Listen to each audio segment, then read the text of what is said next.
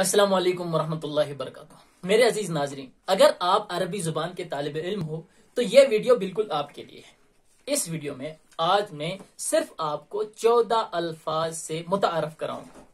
اس video میں وہ الفاظ آپ کو بتائے جائیں گے جو آپ کسی کے ساتھ گفتگو کے ابتدا میں استعمال کرتے ہو۔ تو ناظرین، بغیر کسی تاخیر کے ہم وہ الفاظ آپ کے سامنے رکھ دیتے ہیں۔ پہلا لفظ تحیتن۔ تحیتن کے معنی آپ کو پتہ ہوں گے کہ سلام دعا کے ہیں۔ جب ہم کسی سے ملتے ہیں، آداب سلام بجا لاتے ہیں تو اس کو ہم عربک میں تحیتن کہتے ہیں۔ اس لفظ کو ہم اس طرح استعمال کرتے ہیں کہ اتقدم الیکم بخالص تحیت والتقدیر۔ ٹھیک ہے، اتقدم الیکم بخالص تحیت والتقدیر۔ دوسرا جو لفظ ہے وہ ہے خیر۔ خیر کے معنی آپ کو پتہ ہے بھلائی کے ہوتے ہیں، اچھائی کے ہوتے ہیں۔ ہر اچھی چیز کو ہم خیر کہتے ہیں۔ اس کو ہم استعمال کرتے ہیں انا بخیر الحمدللہ۔ ٹھیک ہے، انا بخیر الحمدللہ۔ تیسرا لفظ ہمارے سامنے ہے نور۔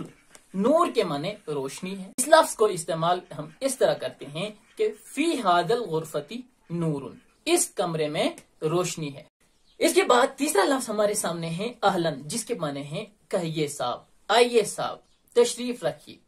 اور اس لفظ کو ہم جملے میں کیسے استعمال کریں گے؟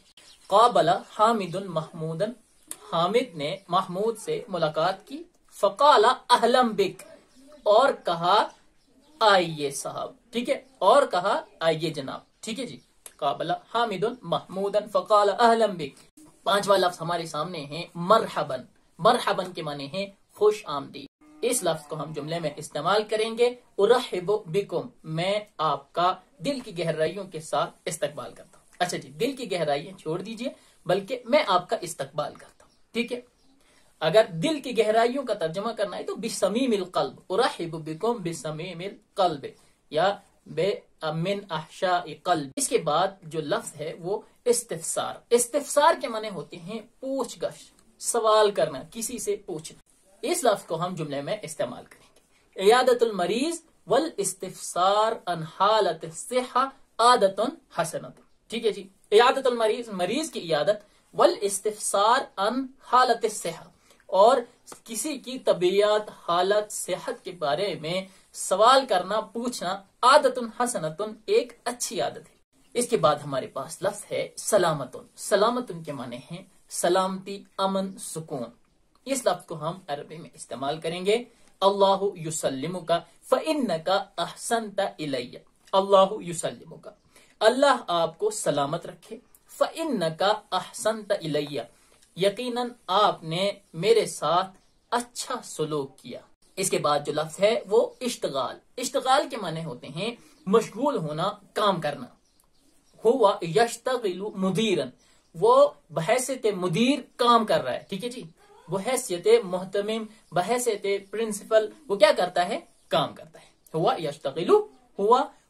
یشتغل مدیرا، وہ بحیثیت پرنسپل کہیں کام کر رہا ہے۔ اگلا لفظ شأن، اور اس کی جمع ہے شؤون۔ اس کے معنی ہیں حالات اور احوال۔ اس لفظ کو ہم جملے میں استعمال اس طرح کریں گے کہ التدخل فی شؤون الاخرین عادت غیر حسنۃ، یا پھر کہیں گے عادت سیئۃ۔ التدخل فی شؤون الاخرین، دوسروں کے معاملات میں دخل اندازی کرنا، عادت سیئۃ، ایک بری عادت ہے۔ اس کے بعد والا لفظ مقابلتن۔ مقابلتن کے معنی ہیں ملاقات کرنا۔ قابل حامد محمودا فی الصف۔ قابل حامد محمودا، حامد کی ملاقات محمود سے ہوئی فی الصف، کلاس میں۔ اس کے بعد والا لفظ ہمارے سامنے ہے وظیفتن۔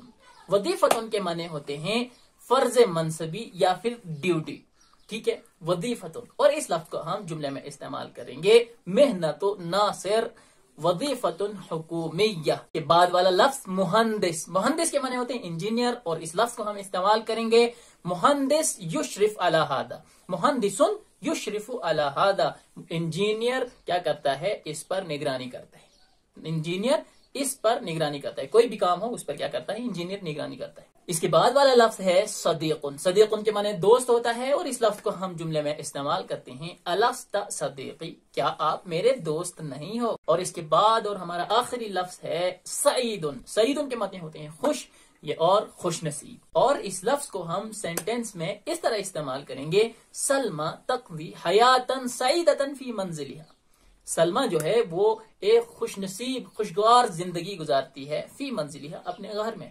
ٹھیک ہے جی، اگلے سبق میں آپ سے ملاقات ہوگی. تب تک کے لیے اپنا ڈھیر سارا خیال رکھیے گا. اللہ حافظ.